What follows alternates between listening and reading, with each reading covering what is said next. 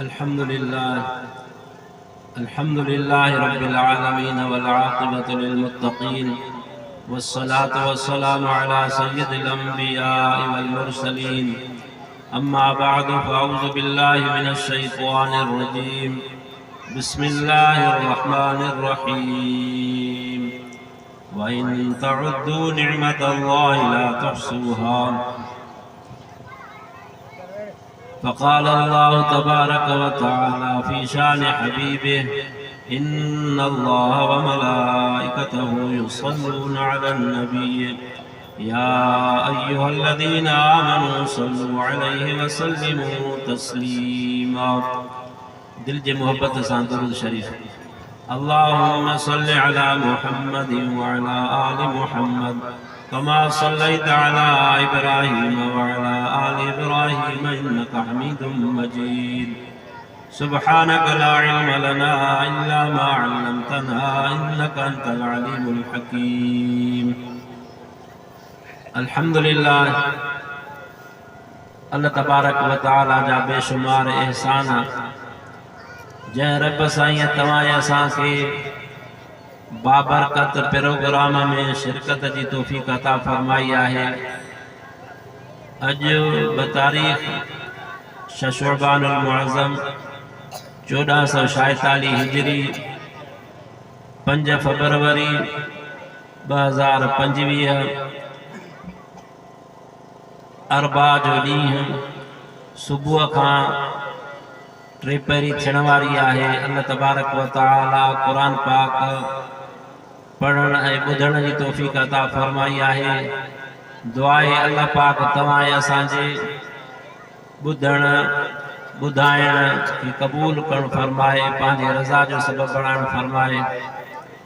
जिन भी दोस्तन रात ॾींहुं मेहनत करे इन प्रोग्राम के सजायो है, खुसूसन साईं हाफिज़ जलालुद्दीन साहब ऐं मोहतरम इल्ताफ़ साहब ऐं जुमला जमात, अल्लाह का दुआ है तरब साईं समूरन जे इन मेहनत के कबूल करण फरमाए, आखिरत में छुटकारे जो सबब बणाइण फरमाए।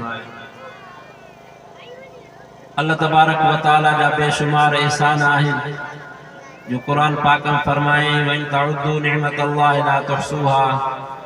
जेकॾहिं तव्हां मुंहिंजे एहसाननि खे नेमतुनि खे ॻणियो त ॻणी न सघंदव, लिखण ते पोइ त लिखी न सघंदव। क़ुल लौ कानल बहरु मिदादन लिकलिमात रब्बी लनफिदल बहरु क़ब्ल अन तनफद कलिमात रब्बी वलौ जिअना बिमिस्लिही मददा। जेका भी मखलूक आहे उहा लिखण ते वेहे, ज़मीन जे मथां जेके वण टिण आहिनि तव्हां इन्हनि खे कलम बणायो, ज़मीन में जेको पाणी आहे इनखे मस बणायो। ये समूरा खुटी सघनि था, कलम कसी सघनि था, पानी खुटी सघे थो। एतिरा ॿिया आणियो जेके मुंहिंजा तव्हां जे मथां कलमात आहिनि, बरकतूं रहमतूं आहिनि, नेमतूं आहिनि, उहे कॾहिं बि न खुटी सघंदियूं। एॾियूं अल्लाह पाक जो बेशुमार एहसान ऐं करम आहिनि।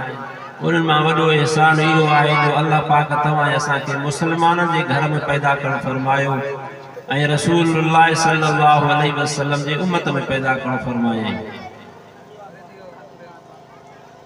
रसूलुल्लाह सल्लल्लाहु अलैहि वसल्लम सां मोहब्बत ऐं ईमान आहे। कलमे पाक में 2 जुज़ आहिनि, ला इलाहा इल्लल्लाह, समूरा पढ़ो दिल जे मोहब्बत सां। ला इलाहा इल्लल्लाह मुहम्मदुर रसूलुल्लाह सल्लल्लाहु अलैहि वसल्लम। ना ही कोई इबादत जे लायक मगर अल्लाह, मुहम्मद अल्लाह जो रसूल आहे। इन बिनी जुज़न जे मथा ईमान आणणो आहे, तॾहिं इंसान मुसलमान बनबो, कामिल मोमिन बनबो। जेकॾहिं पहिरें जुज़ ते ईमान आंदई, ला इलाहा इल्लल्लाह, ना ही कोई इबादत जे लायक मगर अल्लाह, मुहम्मद सल्लल्लाहु अलैहि वसल्लम जे ज़ात जे मथा, उन जे किताब जे नाज़िल थियल जे मथा ईमान न आणींदो, इहो मुसलमान न सॾिबो। जे तौहीद खां फिरे थो, रसूलुल्लाह सल्लल्लाहु अलैहि वसल्लम जे ज़ात ते ईमान आणे थो, तॾहिं बि इहो मोमिन न बणबो। अल्लाह जे ज़ात खे अकेलो करे उन जी बंदगी करणी आहे। रसूलुल्लाह सल्लल्लाहु अलैहि वसल्लम जे ज़ात जे मथा, उन जे शरीयत जे मथा, समूरन अहकामन जे मथा ईमान आणे ज़बान से इकरार करे, दिल से तस्दीक करे, इहो पक्को ठको मोमिन आहे।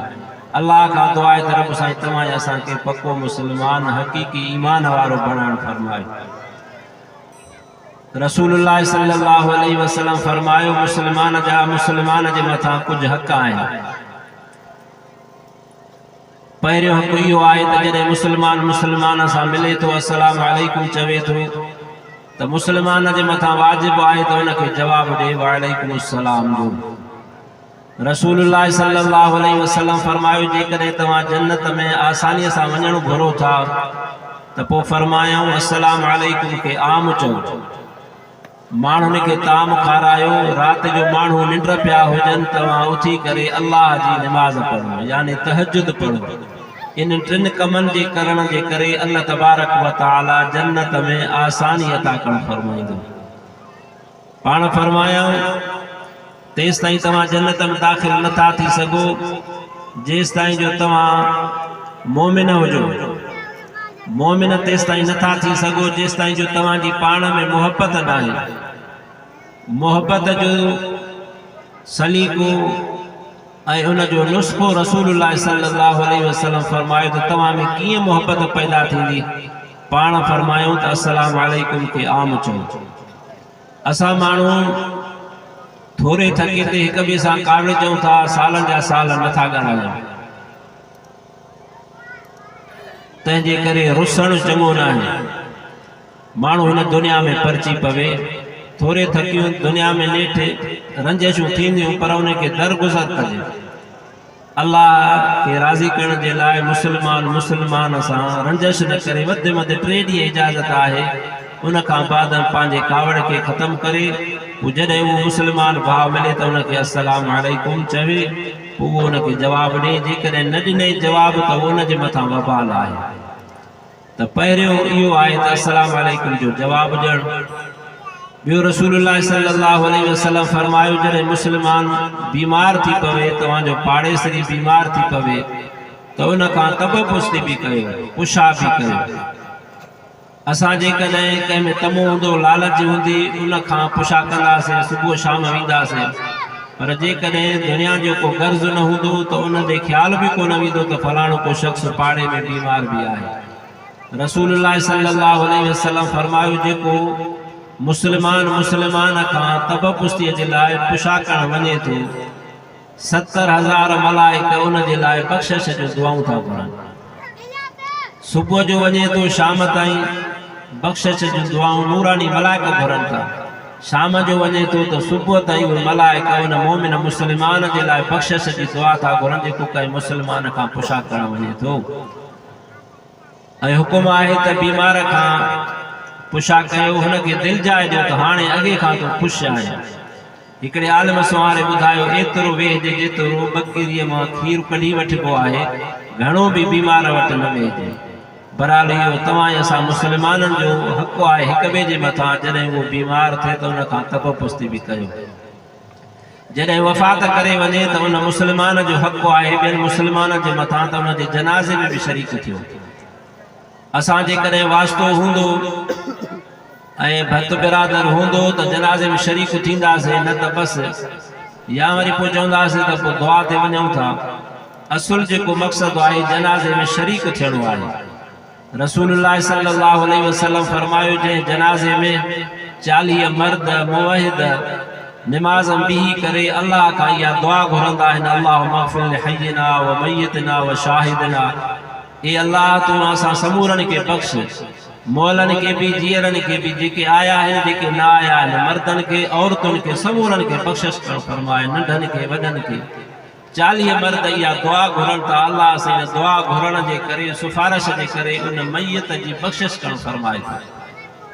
असां इहा तर्ज़ इल्मु सिखूं, इहे दुआऊं सिखूं जो पंहिंजे भाउ पीउ भेण रिश्तेदार जेके ॻोठ जा आहिनि उन जे जनाज़े में इहा दुआ पढ़ूं। बाक़ी असां बीहंदा आहियूं त बाबा फलाणो अचे थो, कराची आहे, इस्लामाबाद आहे, ॿाहिरि मुल्क आहे, जनाज़े में शरीक थिए, मुंहुं ॾिसे, पोइ जेकॾहिं उन खां अल्लाह रहम करे पुछिजे त बाबा दुआ कहिड़ी पढ़ंदे त छड़ो चुप। असुल जेको हक़ आहे त जनाज़े में दुआ पढ़णी आहे। इन दुआ जी एॾी बरकत आहे। रसूलुल्लाह सल्लल्लाहु अलैहि वसल्लम फरमायो जेको जनाज़ो पढ़े तो उनके हिकु कीरात जो सवाब मिलंदो, जेको कब्र ताईं दफनाइण में शरीक थिए तो उनके ॿिए कीरात जो सवाब मिले थो।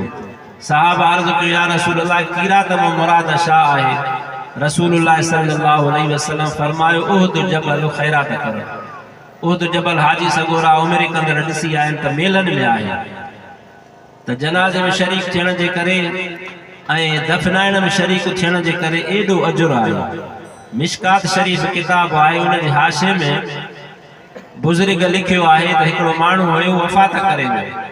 जॾहिं हुन जो हिसाब किताब थियो त हुन जा नेकी जा अमल खुटी पिया। ही ॾाढो परेशान थियो त हाणे छा थींदो। पोइ ओचिते हिकिड़ी लप मिटीअ जी कंहिं ॻोथरीअ में आई, उन जे नेकिन वारे पलड़े में रखी वई त हुन जो नेकिन वारो पलड़ो ॻोरो थी पियो। हिन जे लाइ जन्नत जो फ़ैसिलो थियो। पुछा कयईं त हे छा आहे? ॿुधायो वई त हीअ तुंहिंजी उहा मिटी आहे जेका पंहिंजे भाउ मुस्लमान जे क़ब्र जे मथां तो विधी। असां माण्हू हुते हलंदा आहियूं, सिर्फ़ु क़ब्र में चुप करे बीहंदा आहियूं, दुनिया जा हाल हवाला कंदा आहियूं। दुनिया त खुटणी कोन्हे। इन मौक़े ते मुंहिंजा मुस्लमान भाइर पंहिंजे रिश्तेदार जे मथां मिटी भी विझिजे। इन मिटीअ जो अल्लाह वटि एॾो क़दुरु आहे जो न नेकिन वारे पलड़े में या मिटीअ जी लप भी पवंदी। त इहो भी हक़ आहे।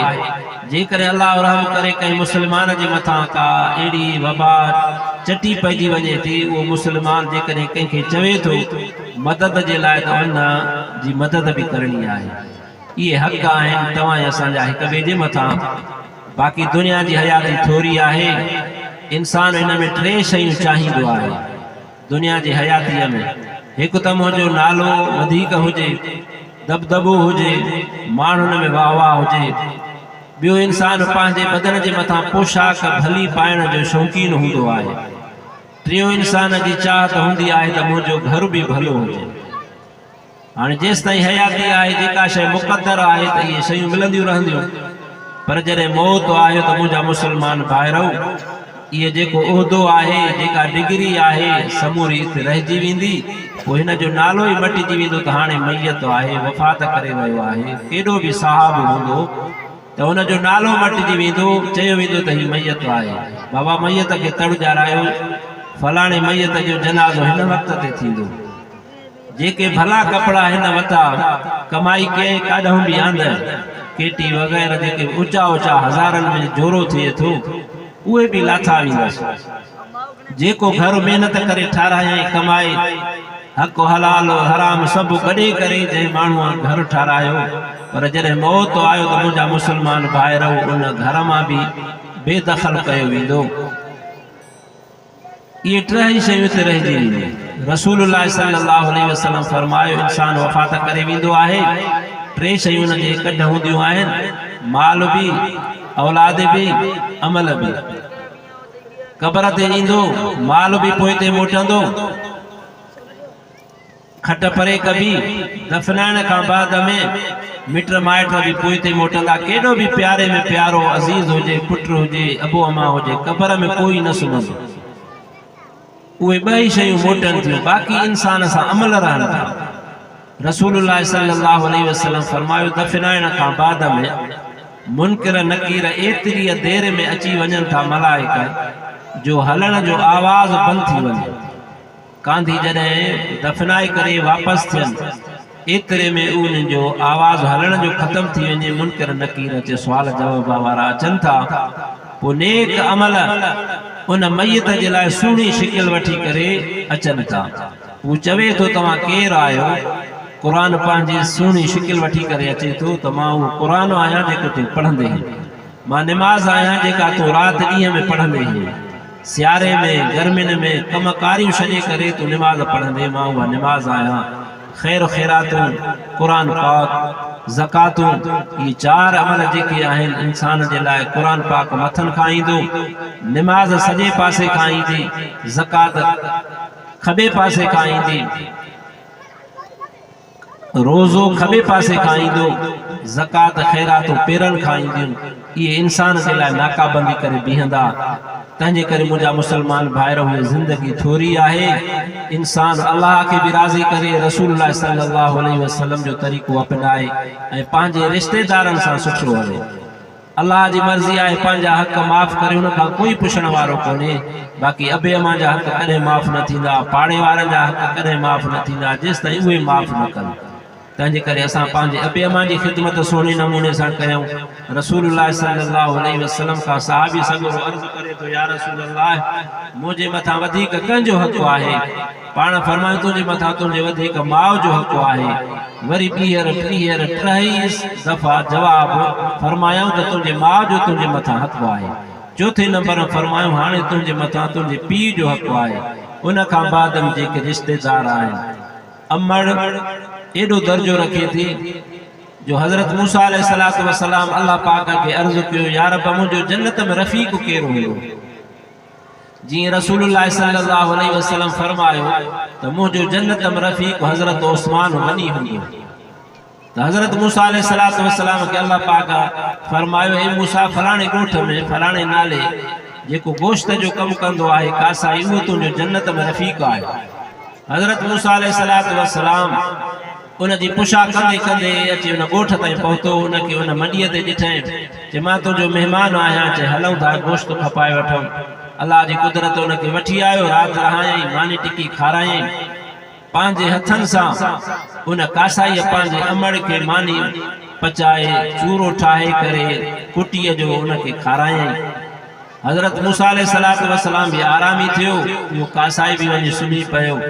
हज़रत मूसा अलैहिस्सलातु वस्सलाम जॾहिं तहजुद निमाज़ जे लाइ उथियो, ॾिठईं त अमड़ जे चपनि मां आवाज़ निकिरी रहियो आहे, ए अल्लाह हिन मुंहिंजे पुट कासाईअ खे हज़रत मूसा अलैहिस्सलातु वस्सलाम जो जन्नत में रफ़ीक़ बनाइजां।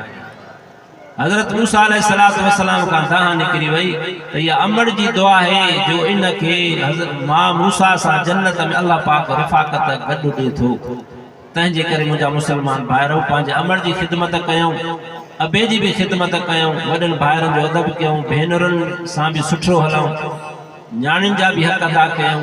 रसूलुल्लाह सल्लल्लाहु अलैहि वसल्लम फरमायो जंहिं पंहिंजे टिनि न्याणियुनि जी सुठे नमूने सां परवरिश कई, नालो भी भलो रखे, तालीम भी ॾिनई, जॾहिं जवान थिया शादी करायईं, पाण फरमायूं रसूलुल्लाह सल्लल्लाहु अलैहि वसल्लम आङिरी मुबारक ॾेखारे मासां इहो मुस्लमान मुंहिंजो उम्मती जन्नत में ईअं इकट्ठे हुओ। पंहिंजे भेनरुनि सां भी सुठो कयूं। असां माण्हुनि जी आदत आहे शादी करण खां बाद न भेण सां उहो ख़ुल्क़ रखंदासीं न न्याणियुनि सां। हमेशह पंहिंजे न्याणियुनि खे ॾियणो वठणो आहे, पंहिंजे भेनरुनि खे ईअं न हू महसूस कनि त अबो वियो अम्मा वई ॿाहिरि तकिनी कोन। उन्हनि जा भी हक़ आहिनि, विरासत में भी हक़ आहे ऐं विरासत ॾियण खां बाद में भी जेसि ताईं भाउ जीअरो आहे त पंहिंजे भेनरुनि जो उनजे मथां हक़ आहे। दुआ आहे अल्लाह से मूंखे भी अमल की तौफीक अता फरमाए, अवां के भी अमल की तौफीक अता फरमाए। वक्त अल्हम्दुलिल्लाह टे पेरी जो थियण वारो आहे। ॿ टे कुल शरीफ़ पढ़ो, दुरूद शरीफ़ पढ़ो त जेके भी मरी वियल आहिनि उन समूरनि जे लाइ ख़ैर जी दुआ घुरूं।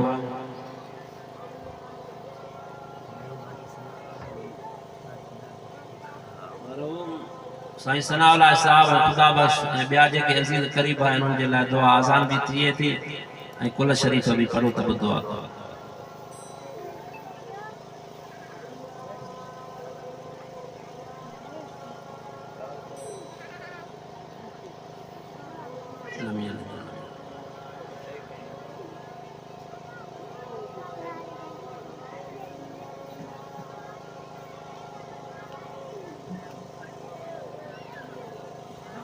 बिस्मिल्लाहिर्रहमानिर्रहीम। अल्लाहुम्मा सल्लि अला मुहम्मद व अला आलि मुहम्मद कमा सल्लैता अला इब्राहीम व अला आलि इब्राहीम इन्नका हमीदुम मजीद। अल्लाहुम्मा बारिक अला मुहम्मद व अला आलि मुहम्मद कमा बारकता अला इब्राहीम व अला आलि इब्राहीम इन्नका हमीदुम मजीद। अल्हम्दुलिल्लाहि रब्बिल आलमीन अर्रहमानिर रहीम मालिकि यौमिद्दीन इय्याका नअबुदु व इय्याका नस्तईन इहदिनस सिरातल मुस्तकीम सिरातल लज़ीना अनअमता अलैहिम गैरिल मग़दूबि अलैहिम वलद्दाल्लीन आमीन। रब्बना आतिना फिद दुनिया हसनतन व फिल आखिरति हसनतन व क़िना अज़ाबन नार। अल्लाहुम्मा इन्ना नस्अलुका ईमानन मुस्तक़ीमा व फ़ज़लन दाइमा व रिज़्क़न वासिआ व इल्मन नाफ़िअ व अमलन मुतक़ब्बला। या इलाहुल आलमीन, बीमारन के कामिल शफ़ा अता फरमा, कर्ज़दारन जे कर्ज़ में तू आसानी करण फरमा। या अल्लाह, जेके भी जंहिंजूं जेके भी जायज़ हाजतूं मुरादूं आहिनि दिलनि के तू ही जाने तो। या अल्लाह, असां समूरन मुस्लमानन नंढन वॾन पोड़न नौजवानन मर्दन औरतुन जो जेके भी जायज़ हाजतूं दीनी दुनवी आहिनि उहे पूरियूं करण फरमाए। या अल्लाह, समूरन मुस्लमानन जी हालत रहम करण फरमाए। जाते भी मुसलमान रहन था अल्लाह सां उनजी हालत रहम करण फरमाए, उनजी गैबी मदद करण फरमाए। काफ़र कुवतूं जेके मुसलमानन के ईज़ा पहुचाइनि था ऐं पलीत इरादा हुननि जे दिलनि में आहिनि, अल्लाह उन जे बमन के उन्हनि ते वसाइण फरमाए, मुसलमाननि जी हिफ़ाज़त करण फरमाए। जेके भी असांजा वॾड़ा उस्ताद मिट माइट दोस्त अहबाब वफ़ात करे विया आहिनि, या अल्लाह समूरनि जे क़ब्रुनि के जन्नत जे बाग़नि जो बाग़ बणाइण फरमाए, उनजा दर्जा बुलंद करण फरमाए। असां समूरनि जे औलाद के नेक सालिह हयाती वारो करण फरमाए। या अल्लाह, तू असांजे ईमान अमल सालिह रिज़्क़ हलाल में बरकतूं अता फरमाए। जेका बेरोज़गारी आहे, फसलनि में बीमारियूं आहिनि, बेबरकती आहे, अल्लाह ऐबदार गुनाहगार आहियूं, तू ही असांजे गुनाहनि माफ़ करण फरमाए। गुनाहनि ते न ॾिस, पंहिंजे रहीमी ऐं करीमी सिफ़त सां असां समूरनि मुस्लमाननि जी हालत रहम करण फरमाए। दिलनि के फेरण वारो तू ही आहीं। या अल्लाह, असां समूरनि जे दिलनि के पंहिंजे फरमा बरदारीअ जे तरफ़ मोड़ण फरमाए। 5 वक़्त निमाज़ अदा करण जी तौफ़ीक़ अता फरमाए। जेको भी अॼु अमल थियो आहे सुबुह खां वठी करे हिन वक़्त ताईं क़ुरान पाक नसीहत ॿुधाई वई आहे, ॿुधाईंदड़नि जे ॿुधाइण खे क़बूल करण फरमाए, ॿुधंदड़नि जे ॿुधण खे क़बूल करण फरमाए। जिन भी जेतिरो तावन कयो आहे अल्लाह असां जे तावन खे क़बूल करण फरमाए। जंहिं पंहिंजे वॾड़नि जे ईसाले सवाब जे लाइ जेको भी ख़ैर मां हिसो ॾिनो आहे, या अल्लाह उन खे क़बूल करण फरमाए, वाधारो करण फरमाए। आज़ान का बाद में कबूलियत जो वक्त हूंदो आहे, या अल्लाह असां समूरनि जा गुनाह माफ़ करण फरमाए, माफ़ीअ जो फ़ैसिलो करण फरमाए। गुनाह जो झोलियूं भरे करे आया आहियूं, अल्लाह सां तुंहिंजी रहमत कुशादी आहे, असांजा समूरा गुनाह माफ़ करण फरमाए। जाते भी जहिड़ा क़बाइली आहिनि, घरू आहिनि, पाड़े जा आहिनि, ॻोठनि जा आहिनि, अल्लाह सां उनखे सुलह में तब्दील करण फरमाए, ॿिन्ही धुरनि जे दिलनि के नरम करण फरमाए। पूरे पाकिस्तान जी हिफ़ाज़त करण फरमाए, सिंध जी हिफ़ाज़त करण फरमाए, असांजे इलाक़नि जी भी हिफ़ाज़त करण फरमाए, अमन अमान के क़ाइम करण फरमाए। या अल्लाह या रहमान या रहीम या हय्यु या क़य्यूम बिरहमतिक नस्तगीस। अल्लाहुम्मा इन्ना नजअलुका फी नुहूरिहिम व नऊज़ु बिका मिन शुरूरिहिम। कुल्लमा औक़दू नारन लिलहर्ब अतफ़अहु अल्लाह, कुल्लमा औक़दू नारन लिलहर्ब अतफ़अहु अल्लाह। ला इलाहा इल्ला अंत सुब्हानक इन्नी कुन्तु मिनज़ ज़ालिमीन। व इलाहुकुम इलाहुन वाहिद, ला इलाहा इल्ला हुवल रहमानुर रहीम। व इलाहुकुम इलाहुन वाहिद, ला इलाहा इल्ला हुवल रहमानुर रहीम। अलिफ लाम मीम, अल्लाहु ला इलाहा इल्ला हुवल हय्युल क़य्यूम। समूरा दुरूद शरीफ पढ़ो, दुरूद जे बरकत जे करे अल्लाह से दुआओं के कबूल करण फरमाईंदो आहे। अल्लाहुम्मा सल्लि अला मुहम्मद व अला आलि मुहम्मद कमा सल्लैत अला इब्राहीम व अला आलि इब्राहीम इन्नका हमीदुम मजीद। अल्लाहुम्मा बारिक अला मुहम्मद व अला आलि मुहम्मद कमा बारकत अला इब्राहीम व अला आलि इब्राहीम इन्नका हमीदुम मजीद बिरहमतिक या अरहम।